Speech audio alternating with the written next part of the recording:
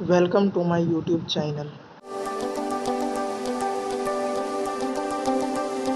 चलिए अब हम शुरू करते हैं मून के बारे में। मून क्या है? ये एक अर्थ का नेचुरल सैटेलाइट है।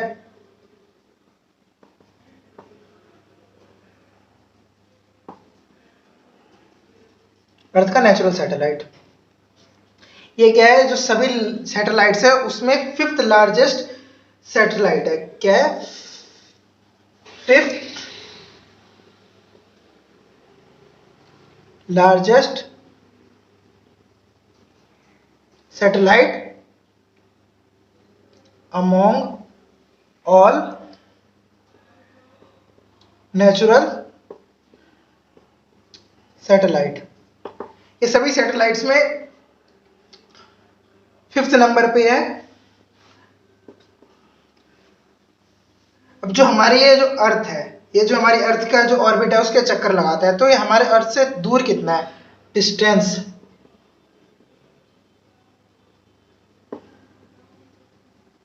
अवे फ्रॉम अर्थ। कितना डिस्टेंस है? इसका डिस्टेंस है 3,84,400 किलोमीटर। 3,84,400 किलोमीटर। और ये जो सैटेलाइट है ये अपना खुद का, जैसे इसका एक रेवोल्यूशन, जो अर्थ का ये एक चक्कर है वो लगाता है रेवोल्यूशन। रेवोल्यूशन कितने दिन में लगाता है अर्थ का? ये लगाता है 27 डेज एंड 8 आवर्स। और इसका as that time is also taken by it to complete one rotation. इसका रेवोल्यूशन और रोटेशन यानी अर्थ का एक चक्कर लगाने में भी इसको इतना ही टाइम लगता है, और इसका खुद का अपना एक, जैसे हमारे अर्थ पर एक दिन और रात होता है, तो वो एक वन रोटेशन होता है जिसके कारण एक दिन एक रात, तो उसमें हमारे अर्थ को 24 आवर्स लगते हैं, और पूरे एक रेवोल्यूशन पूरे करने में 365 डेज एंड 6 आवर्स। लेकिन इसको उतना ही टाइम लगता है, जिसके कारण as result we always see the same face of moon, और हम उसका अपोजिट फेस नहीं देख पाते। इसी कारण, क्योंकि इसकी रोटेशन स्पीड और रेवोल्यूशन स्पीड इक्वल है। जैसे जैसे जो हमारा डे बीतता जाता है उसके कारण ये भी 10-10 डिग्री चेंज करता जाता है, जिसके कारण हम इसका सेकंड फेस नहीं देख पाते। और इसके यहां पर नो एटमॉस्फेयर है, इसके यहां पर no atmosphere is present which, जिसके कारण डे का टेम्परेचर कितना है? इसका डे में कितना गर्म हो जाता है? ये 105 डिग्री तक गर्म हो जाता है, और रात में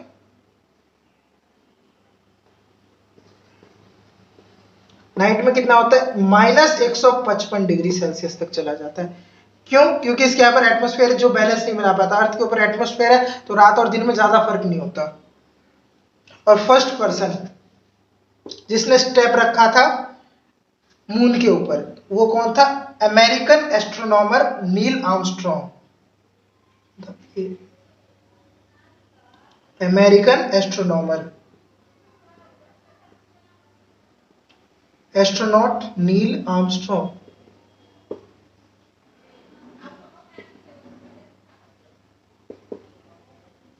कब रखा था?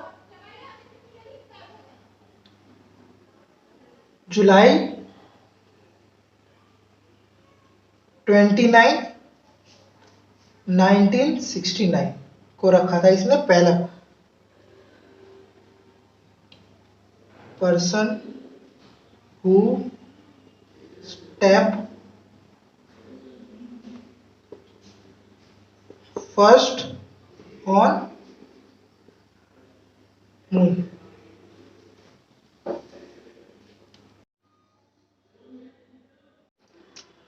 चलो हम जानते हैं अदर सेलेस्टियल बॉडी के बारे में।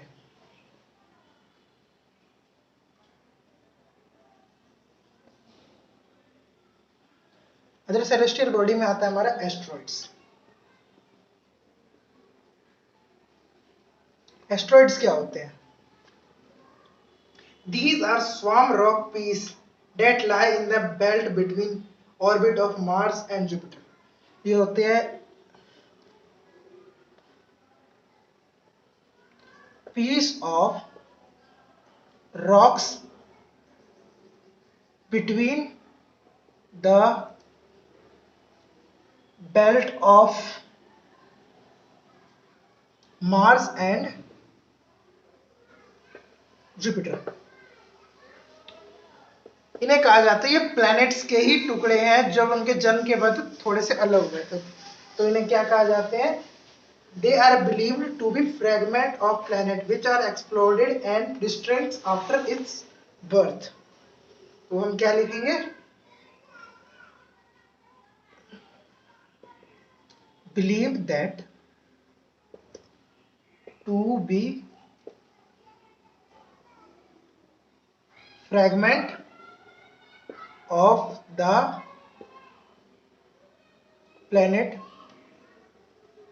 which are exploded and disintegrated at the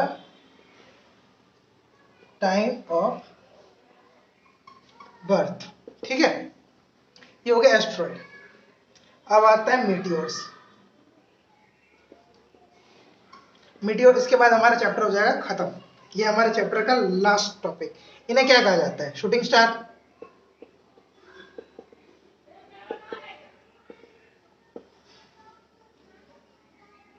क्यों ये रिसेंबल करते हैं फ्लैश लाइट,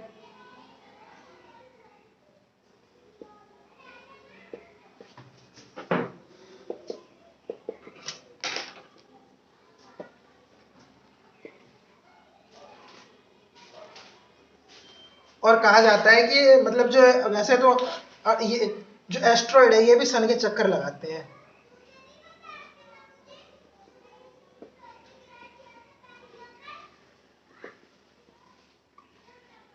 सन लाइक अदर प्लैनेट। और ये मीटियोर्स मतलब जो आकाश के पत्थर जो हमारे अर्थ के एटमॉस्फेयर पे मतलब आते हैं तो 70 किलोमीटर की स्पीड रहती है, लेकिन जब ये हमारे अर्थ के एटमॉस्फेयर में एंटर होते हैं, जो हमारा अर्थ का जो एटमॉस्फेयर है वो कितने पर स्टार्ट हो जाता है?